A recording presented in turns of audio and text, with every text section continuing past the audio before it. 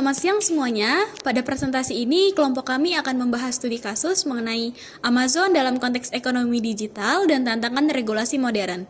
Amazon didirikan oleh Jeff Bezos pada tahun 1994 sebagai toko buku online, namun berkembang menjadi salah satu perusahaan teknologi terbesar di dunia.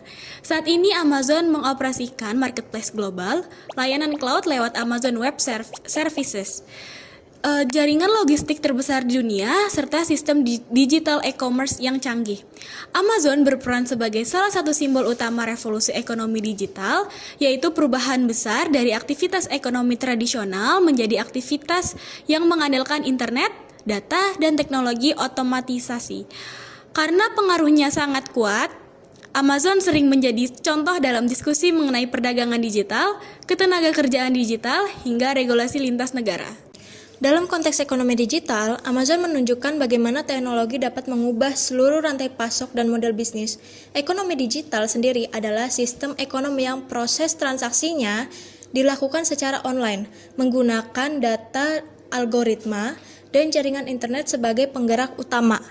Amazon mendigitalisasi hampir seluruh proses bisnis, mulai dari katalog produk online, pembayaran digital, sistem rekomendasi berbasis big data, hingga pengiriman yang dilacak secara real time. Selain itu, kehadiran Amazon mempercepat transisi bisnis tradisional menuju digital.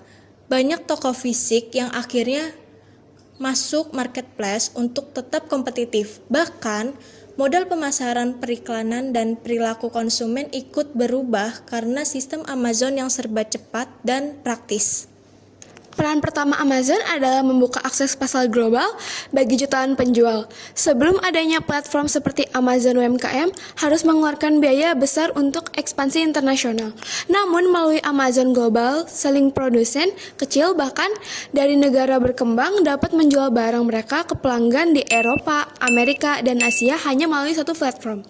Amazon menyediakan fitur manajemen toko, dashboard, penjualan, analisis tren, hingga pengaturan bahasa dan mata uang. Hal ini membantu penjual memahami perilaku konsumen global. Dengan kata lain, Amazon mengurangi hambatan geografis dan finansial yang sebelumnya membatasi perdagangan internasional. Dampaknya, penjual bisa memperluas pasar secara drastis dan konsumen mendapatkan lebih banyak variasi produk dengan harga bersaing. Selanjutnya ada peran kedua, ini tentang Amazon dan logistik dan sistem distribusi digital. Nah, Amazon ini memiliki ribuan gudang yang tersebar di beberapa negara. Banyak di antaranya itu menggunakan robot otomatis untuk mengambil barang. Nah, sistem logistik ini juga dianggap sebagai salah satu yang paling efisien di dunia. Melalui layanan FBA atau Fulfillment by Amazon, yang dimana penjual ini dapat mengirim stok barang ke gudang Amazon, dan Amazon ini juga mengurus seluruh proses penyimpanan, pengepakan, hingga pengiriman. Nah, Amazon ini juga mengembangkan armada pengiriman tersendiri seperti Amazon Air, Amazon Flex, dan truk-truk distribusi. Teknologi ini juga menggunakan algoritma untuk mencapai rute yang tercepat paling efisien. Salah satu keunggulan itu adalah mampu mengirimkan barang dalam waktu singkat mulai dari 1 sampai 2 hari, bahkan jam. Untuk pelanggan Prime, skala logistik ini juga membuat Amazon sangat kompetitif dibandingkan perusahaan e-commerce lainnya. Peran ketiga Amazon adalah dalam bidang digital commerce dan pemanfaatan big data. Amazon menggunakan algoritma yang mempelajari kebiasaan belanja konsumen untuk menampilkan rekomendasi produk paling relevan. Sistem ini membuat proses belanja lebih personal dan mendorong peningkatan penjualan. Selain itu, fitur seperti one-click purchase, rating and review, wishlist, serta sistem iklan berbasis data menjadikan platform Amazon sangat user-friendly. Amazon juga membangun ekosistem digital seperti Amazon Pay, Amazon Prime, dan layanan streaming, sehingga menciptakan pengalaman belanja yang terpadu. Dengan semua teknologi ini, Amazon menjadi standar internasional dalam perdagangan digital, mempengaruhi platform e-commerce di seluruh dunia. Amazon memberikan sejumlah dampak positif bagi perekonomian global. Pertama, efisiensi distribusi. Jaringan pengiriman Amazon yang cepat dan sistem gudang otomatis membuat proses belanja menjadi lebih sangat praktis. Konsumen dapat mendapatkan barang lebih cepat dengan biaya yang rendah. Kedua, peluang bagi penjual kecil dan UMKM. Banyak bisnis kecil yang berhasil berkembang karena mendapat akses pasar internasional melalui Amazon.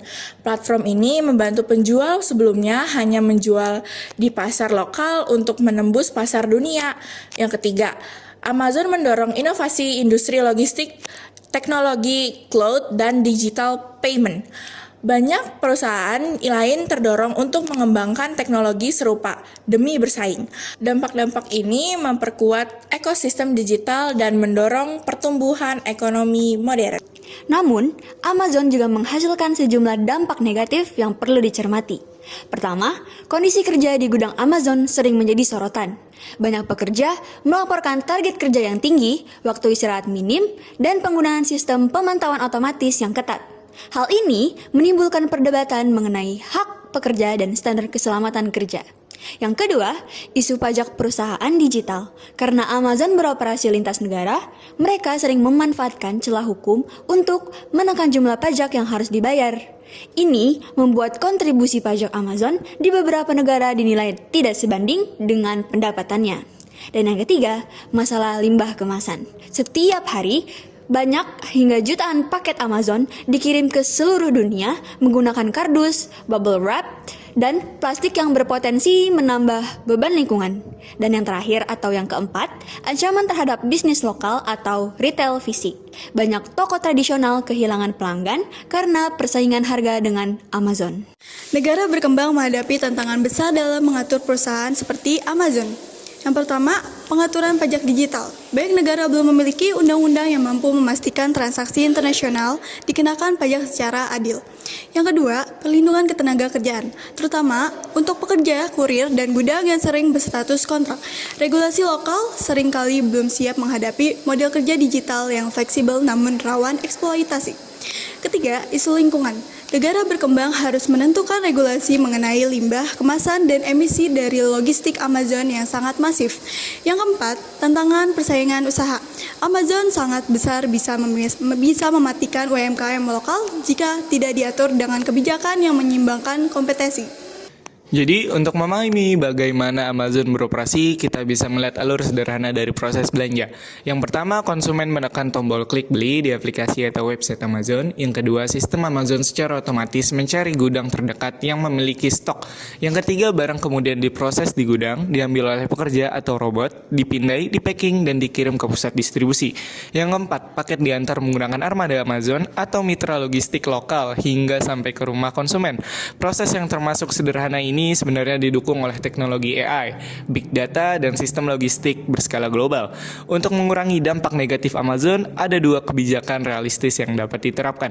Yang pertama, kebijakan pelindungan pekerja digital. Negara dapat membuat aturan ketenagakerjaan yang wajib diterapkan Amazon, seperti batas tenaga kerja, jam istirahat minimum, dan standar keselamatan kerja di gudang. Pemerintah juga bisa mewajibkan transportasi data produktivitas agar pekerja tidak dimonitor secara berlebihan. Yang kedua, kebijakan lingkungan untuk kemasan dan logistik. Pemerintah dapat mewajibkan penggunaan kemasan ramah lingkungan, mendorong daur ulang kardus, serta memberikan insentif bagi perusahaan yang mengurangi emisi logistik. Kebijakan karbon dan standar ramah lingkungan dapat memaksa Amazon untuk beroperasi lebih berkelanjutan. Sekian, terima kasih. See you.